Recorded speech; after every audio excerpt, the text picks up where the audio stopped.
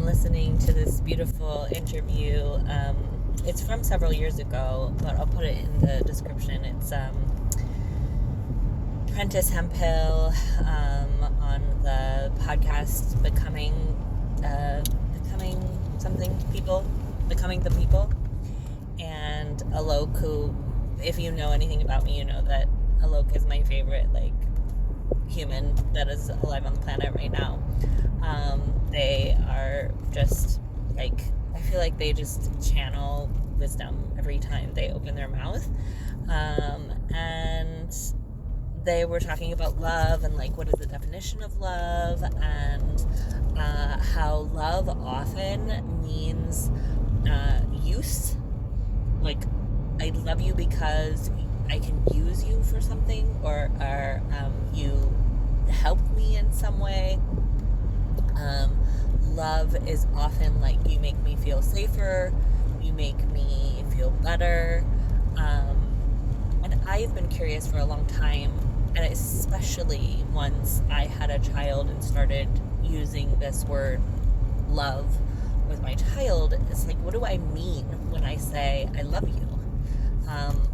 A lot of us, it's very complicated. We grow up, some of us have parents who say that they love us, and then they're also asking us to be different. They're requiring us to be different in order to maintain that love, and that is a really weird experience of love.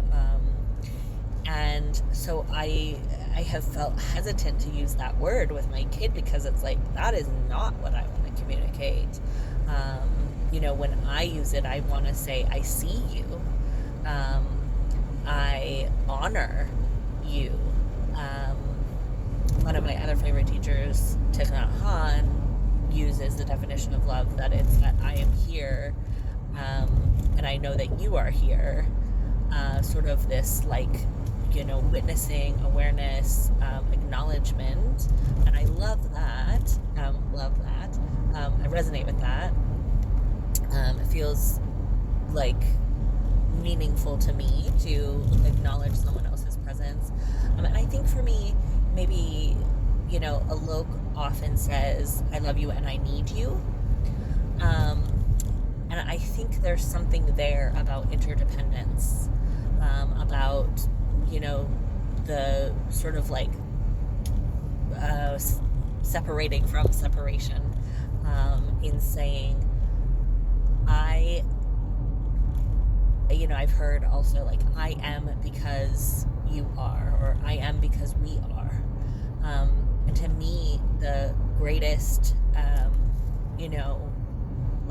experience that I think I could have with another human is for them to say, I see you and I see what you're experiencing, and I honor that.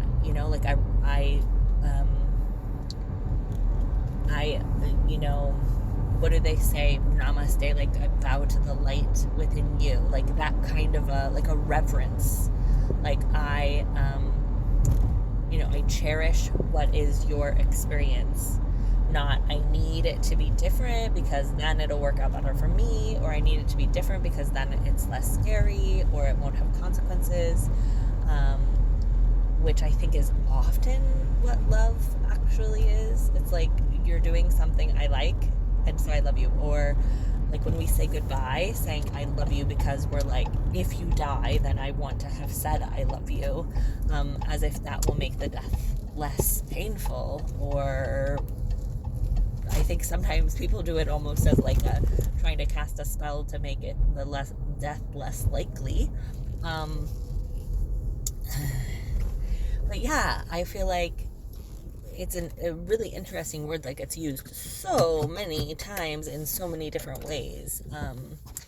Even, we use it I love ramen, right? And it's I love this sweatshirt and I love you. How could that be the same word? I know that there's many other languages where there's so many other words used to describe all these different things, and love is not just the one word. But yeah, I feel the one for me that I want it to mean when I offer that I love you to other people is to say, like, I have reverence for your presence on this planet in exactly the way that it is now, without any need or obligation for it to be different, without any need or obligation for it to help me stay safe or feel good about myself in any way.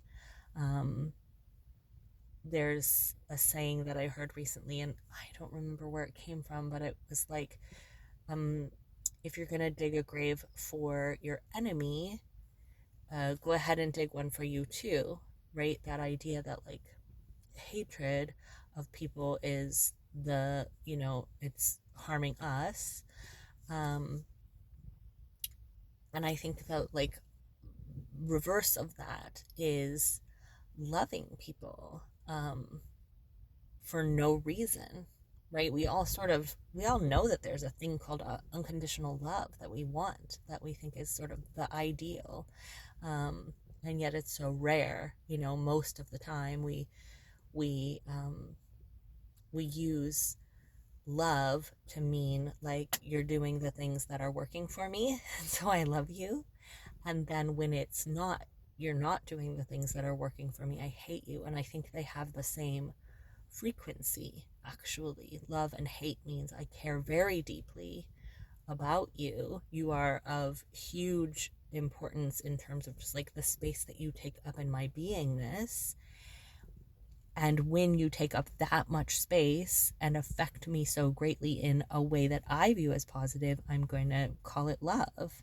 And when you take up that much in a space of space in me in a way that I feel is negative, I'm going to call it hate. It's very interesting. But I also put together, I'm reading a beautiful book that's about the like transition from the India Buddhist deity or Buddha nature, I don't remember, of Avalokiteshvara, which is the like god of compassion that has like 108 arms, and the transition from that to Kuan Yin when that story or that concept came over from India to China. And I put together in my mind that I've always loved the teachings of Avalokiteshvara, because they're around compassion, and I didn't realize that Kuan Yin was like the female version of Avalokiteshvara. I'm sure that I'm saying it wrong, but I just put together when I was reading that earlier today that Alok's name comes from the middle of that. I don't know if that's the like what their parents were thinking when they chose that name, but I love that their name is in that name and that they really are like an incarnation of compassion. And anyways, I'll put the Prentice Hemphill and Alok conversation in the description. Lots of love.